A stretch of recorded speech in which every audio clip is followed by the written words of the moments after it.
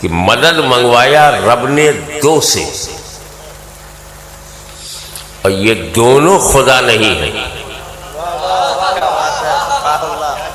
رب نے کہا استعینوا، استعانت چاہو، مدد مانگو، بالصبر والصلاۃ۔ نہ صبر خدا ہے نہ نماز خدا ہے۔ اب خدا ہی غیر خدا سے مدد منگوائے تو جماعت کو خراب کیوں لگ رہا ہے؟ اللہ ہی غیر اللہ سے مدد مانگنے کو حکم دے رہا ہے، استعینوا، آدیش ہے۔ تو کوئی تو وجہ ہوگی، صبر سے مدد مانگو، نماز سے مدد مانگو، کوئی تو وجہ ہوگی۔ ہاں ہے، دونوں اللہ کو پسند ہیں، دونوں اللہ کو محبوب ہیں، پسند ہے۔ تو اس کا مطلب یہ کہ قرآن حکم دے رہا ہے اللہ کی پسند سے مدد مانگو۔ تو خالی صبر پسند ہے، نماز پسند ہے، نبیین پسند نہیں، صدیقین پسند نہیں، شہداء پسند نہیں، ارے بغداد کا غوث بھی پسند ہے، اجمیر کا خواجہ بھی پسند ہے۔ یہ طوفان ملت صاحب کا آپ لوگوں نے سن لیا ہے۔ ایک لائن میں ان پہ تبصرہ کر دوں، یہ وہ خطیب شرک و بدعت ہے جس نے رافضیت کو، جو لوگ اپنے آپ کو اہل سنت والجماعت کہتے ہیں، ان کے اندر اس نے قابل قبول بنا کر کے پیش کیا ہے۔ اچھا، میں سمجھ رہا تھا کہ چلیے خطیبانہ جسارت ہوگی، لیکن حد تو تب ہو گئی جب میں نے یہ بات دیکھی کہ ان کے بڑے بڑوں نے یہی بات لکھی ہوئی ہے۔ زید بھائی، جب تک میں جواب دے رہا ہوں، ایک چھوٹا سا مضمون ہے، میں نے گروپ میں بھیجا ہوا ہے، اسے نکال کے لائیے جب تک میں جواب آگے دے رہا ہوں، جس سے اندازہ ہوگا کہ یہ باقاعدہ ان کے یہاں ایک دلیل ہے۔ یعنی میں تو سمجھ رہا تھا کہ چلیے جو کسی بھی مکتب فکر میں جو خطبہ ہوتے ہیں تو جوش خطابت میں کچھ باتیں کہہ دیا کرتے ہیں، ممکن ہے یہ طوفان ملت صاحب نے جو کہا ہے وہ اسی قسم کی کوئی بات ہو جو جوش خطابت میں بول دیا ہے انہوں نے۔ میں نے تو دیکھا کہ ان کے بڑے بڑوں نے اس کو مدار استدلال بنایا ہے، یعنی ایک مضبوط دلیل کے طور پہ یہ چیز ان کے ہاں موجود ہے۔ پہلی بات یہ ہے کہ الصلاۃ والصبر عبادتان للہ، المسلم لا يطلب العون منہما بل يتعبد للہ بہما۔ مفہوم یہ ہے کہ دیکھیے، صبر اور صلاۃ، صبر اور نماز، یہ دونوں اللہ کی عبادت ہیں۔ مسلمان آدمی ہم سب اللہ کی مدد اللہ کی عبادت کر کے مانگتے ہیں، نہ کہ عبادت سے مانگتے ہیں۔ دیکھیے، دو باتیں ہیں، ہم اللہ سے مانگتے ہیں اس کی عبادت کر کے، مگر عبادت سے نہیں مانگتے، عبادت کر کے مانگتے ہیں، عبادت سے نہیں مانگتے۔ اللہ کی مدد چاہیے، اللہ سے استعانت ہم طلب کر رہے ہیں تو اس کی عبادت کرتے ہیں اور پھر اس کی مدد چاہتے ہیں۔ ہم عبادت سے مدد نہیں مانگتے، یعنی نماز سے ہم مدد نہیں مانگتے ہیں، صبر سے ہم مدد نہیں مانگتے ہیں۔ تو یہ بات پیش نظر رکھنی چاہیے۔ یہ جو عبارت ابھی سامنے آ رہی ہے، میں اس کا خلاصہ کر دیتا ہوں۔ اس میں ان کے امام احمد رضا بریلوی نے یہ بات کہی ہوئی ہے، ان کے امام احمد رضا بریلوی نے اس سے استدلال کیا ہوا ہے۔ مجدد ملت جو ان کے ہیں، انہوں نے طوفان ملت میں پیش کیا ہے، اور ان کے نام نہاد مجدد ملت نے اس کو دلیل بنایا ہوا ہے، اور ان کے مفسرین جو ہیں بریلی مفسرین، انہوں نے بھی اس کو دلیل بنایا ہوا ہے۔ اور اس کی ایک دلیل کے طور پہ جو اسکرین پہ عبارت ہے، اس میں آپ بعد میں دیکھ سکتے ہیں، تاکہ ویڈیو جو ہے کم وقت میں ہم دے دیں۔ میں نے خلاصہ کر دیا۔ یہ ایک بات ہو گئی۔ دوسری بات یہ ہے کہ اگر وسیلہ کا مطلب وہی کچھ ہے جو یہ حضرت جی اور ان حضرت جی کی قوم سمجھتی ہے، تو معاذ اللہ، کیا اللہ کے رسول بھی غیر اللہ سے مدد طلب کرتے تھے؟ کم سے کم اپنے عقیدے کے لحاظ سے سوچ لو۔ تم رسول اللہ سے بڑا تم بھی نہیں مانتے، ہم بھی نہیں مانتے، مگر تم رسول اللہ سے مدد مانگتے ہو، ہم نہیں مانگتے۔ رسول اللہ اگر سب سے بڑے ہیں تو پھر سوال یہ ہے کہ آپ کو غیر اللہ سے مدد کی کیا ضرورت؟ کیا رسول گرامی صلی اللہ علیہ وآلہ وسلم بھی معاذ اللہ غیر اللہ سے مدد مانگتے تھے؟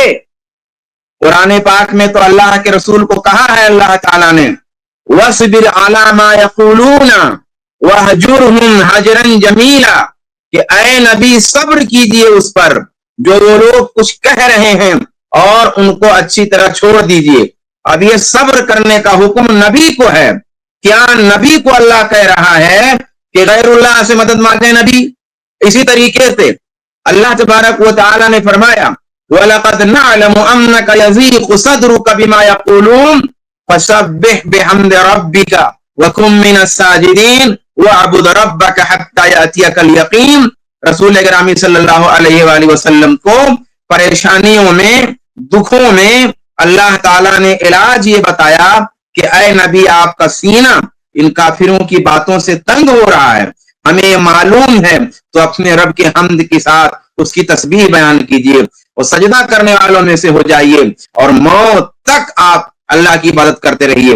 کیا اللہ نے گویا اللہ کے نبی کو یہ حکم دیا کہ اے نبی آپ سجدے کو پکاریے غیر اللہ کو کہہ رہے ہو کہ غیر خدا، تو نماز غیر خدا، سجدہ غیر خدا، عبادت غیر خدا، تو کیا رسول گرامی کو اللہ ہی نے یہ کہا کہ اے میرے نبی میرے علاوہ دوسرے کو پکاریے؟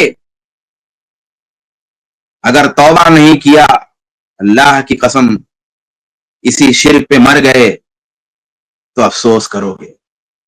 کتنی بڑی بات کہہ رہے ہیں کہ غیر خدا ہے صبر، غیر خدا ہے نماز، تو اللہ ہی غیر اللہ سے، غیر خدا سے مدد مانگنے کے لیے کہہ رہا ہے، اور اس لیے کہ پسند ہے اللہ کو۔ فلا حول ولا قوت الا باللہ۔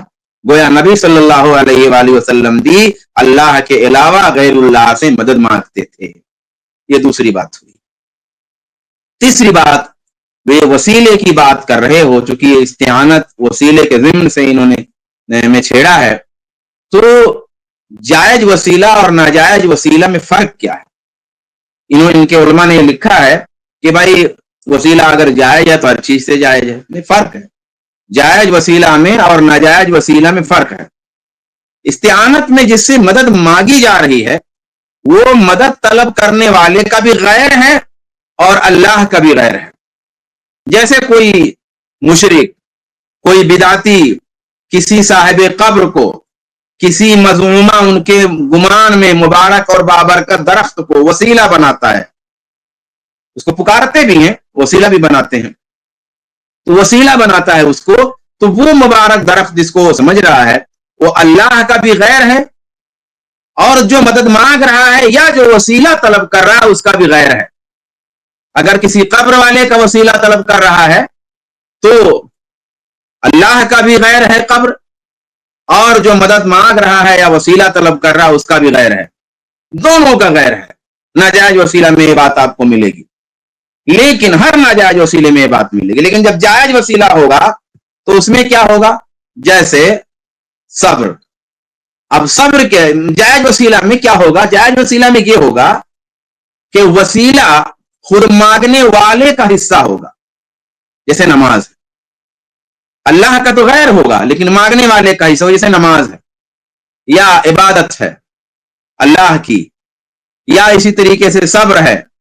یہ سب جو وسیلہ طلب کر رہا ہے اس کا حصہ ہے۔ اس کا حصہ مطلب یہ ہے کہ اگر صبر ہے تو یہ فکر و عمل، صبر یہ فکر ہے اور عمل ہے، یہ مدد مانگنے والے کا حصہ ہے، مدد مانگنے والا اس کو کر رہا ہے۔ دعا اگر وسیلہ کے لیے ہے تو یہ عمل کرنے والے کا نیک عمل ہے۔ محنت اگر وسیلہ ہے تو پھر یہ محنت اس کا عمل ہے، حصہ ہے، یہ اس کی محنت ہے۔ تو یہ مدد مانگنے والے کا عمل ہے، اس کی محنت ہے، اس کا حصہ غیر نہیں ہے مدد مانگنے والے کا۔ صبر سے اگر صبر کا وسیلہ اگر پکڑنا ہے تو صبر مجھے کرنا ہے، صبر میرا عمل ہے، میرا غیر نہیں ہے۔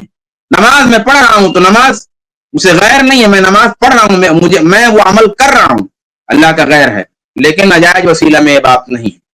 تو ایک اہم بات اس ضمن میں عرض کر دوں کہ اگر صبر اور صلات جیسا کہ انہوں نے کہا کہ غیر ہے اللہ کے، ٹھیک ہے، ہم بھی مانتے ہیں اللہ کے غیر ہے، تو اگر آپ یہ کہتے ہو کہ مدد کے لیے ان کو پکارا جائے گا، صبر کو مدد کے لیے پکارا جائے گا، غیر ہے اللہ کا، اور نماز کو پکارا جائے گا، یہ غیر ہے اللہ کا، اور اس سے ثابت کرتے ہو کہ غیر اللہ کو پکارنا درست ہے، تو میں تو کہتا ہوں کہ یہ تو آپ بھی نہیں کرتے۔ میں نے تو کسی بریلوی کو کہتے ہوئے نہیں سنا یا صلاۃ المدد یا صبر المدد، کبھی نہیں سنا، جبکہ تم خود کہہ رہے ہو کہ یہ غیر اللہ ہے، اور یہ بیسک دلیل ہے تمہاری غیر اللہ سے مدد مانگنے کی، یعنی اللہ کے علاوہ کسی اور سے مدد مانگنے کی ایک بنیادی دلیل ہے تمہاری یہ۔ تو پھر جب یہی بنیادی دلیل ہے اور یہ نص ہے، یہ تو نص سے ثابت ہے بھائی، تو جو چیز غوث المدد تو نص سے ثابت نہیں ہے، خواجہ المدد تو نص سے ثابت نہیں ہے، اجمیر والے المدد تو نص سے ثابت نہیں ہے، نص سے تو کوئی بھی چیز نہیں ثابت ہے، لیکن تمہارے یہاں بھی نہیں ثابت ہے نص سے، مگر یہ صبر اور یہ صلاۃ تو نصاً ثابت ہے، صراحت سے ثابت ہے، دلیل قطعی سے ثابت ہے، ہر طرح کی قطعیت ہے اس میں، لیکن اس کو تو کبھی نہیں تم نے کیا، یا صلاۃ المدد کبھی نہیں کہا، یا صبر المدد کبھی نہیں کہا۔ تو مطلب کیا ہے؟ مطلب اصل میں یہ ہے کہ استعینوا بالصبر ای بفعل الصبر وفعل الصلاۃ، صبر اور صلاۃ سے مدد طلب کرنے کا یہ مطلب نہیں ہے کہ صبر کو مدد کے لیے پکارنا ہے، صلاۃ کو مدد کے لیے پکارنا ہے، بلکہ معنی یہ ہے کہ صبر کر کے اللہ کی مدد مانگنی ہے، نماز پڑھ کے اللہ کی مدد مانگنی ہے، تو مدد اللہ ہی کی مانگنی ہے، مدد صبر کی نہیں مانگنی، صبر مدد کی طاقت نہیں رکھتا، مدد نماز سے نہیں مانگنی، کیونکہ نماز مدد کی طاقت نہیں رکھتی۔ تمہارے پسندیدہ مفسر محمود آلوسی لکھتے ہیں، اور انہی کی بات بیان کر کے میں بات ختم کروں گا، کہ وَطْلُبُ الْمَدَدَ وَالْعَوْنَ مِمَّنْ لَهُ الْقُدْرَةُ الْحَقِيقِيَّةُ، کہ مدد اور استعانت طلب کرو اس سے جس کے پاس حقیقی قدرت ہو، بالصبری، صبر کے ذریعے، صبر کے ذریعے۔ تو گویا مدد کس سے طلب کرنی کہا انہوں نے؟ اللہ سے، اور ذریعہ کیا بنانا ہے؟ صبر کو۔ تمہارے پسندیدہ مفسر نے بھی صبر سے مدد کرنے کو نہیں کہا کہ صبر سے مدد ملے گی، نماز سے مدد ملے گی، صبر ذریعہ ہے، نماز ذریعہ ہے اللہ کی مدد کا، اور یہ عبادت ہے اللہ کی، صبر اللہ کی عبادت ہے، نماز اللہ کی عبادت ہے، زکوٰۃ اللہ کی عبادت ہے، صدقہ اللہ کی عبادت ہے، اور اللہ کی مدد اللہ کی عبادت سے ملتی ہے، اور اللہ نے اپنی عبادت کا حکم دیا ہے، اللہ نے اپنی عبادت ہی کے لیے پیدا کیا ہے، تو ہم تو علی اعلان کہتے ہیں کہ اللہ کی عبادت ہے اور ہم اللہ کی عبادت کے ذریعہ مدد طلب کرتے ہیں۔ اگر اسی میں اتفاق ہے تو آ جاؤ، ہم دونوں اس بات پہ متفق ہیں، تم بھی اس پہ متفق ہو، ہم بھی اس پہ متفق ہیں، تم بھی اللہ کی عبادت کرو اور اس سے اللہ کی مدد مانگو، اور ہم بھی اللہ کی عبادت کرتے ہیں اور اس سے اللہ کی مدد مانگتے ہیں، اس میں تو کوئی اختلاف بھی نہیں ہے۔ اللہ تبارک و تعالی ان حضرات کو ہدایت نصیب فرمائے۔ کیسی بے سر پیر کی باتیں حضرات کرتے رہتے ہیں، اور کس طرح کی دلیل ان کی ہوتی ہے، کس طرح کی دلیل ان کی ہوتی ہے، کتنی بودی اور عقل اور فہم سے دور۔ اللہ تبارک و تعالی ہدایت نصیب فرمائے، آمین۔ السلام علیکم ورحمۃ اللہ وبرکاتہ۔ اچھا شعبان بھائی، یہ صرف اتنا کر لینا، اس لیے میں کہتا ہوں کہ یہ صرف قرآن اچھے سے پڑھ لینا، انشاءاللہ تعالیٰ قرآن ہی ان کے عقائد کو رد کرنے کے لیے کافی ہے۔ اب اس آیت کے آگے پیچھے آپ پڑھ لینا، آپ کو سمجھ میں آ جائے گی بات کیا ہو رہی ہے۔ آیت کا پہلے یہ آیت نمبر 153 ہے سورۃ البقرہ کی، 152 نمبر والی آیت میں اللہ کیا فرما رہا ہے؟ فَاذْكُرُونِي أَذْكُرُكُمْ وَاشْكُرُوا لِي وَلَا تَكْفُرُونِ، مجھے یاد کرو میں تم کو یاد کروں گا، میرا شکر کرو اور میرے ناشکری مت کرو۔ اللہ تعالیٰ اپنے آپ کو یاد کرنے کا حکم دے رہے ہیں۔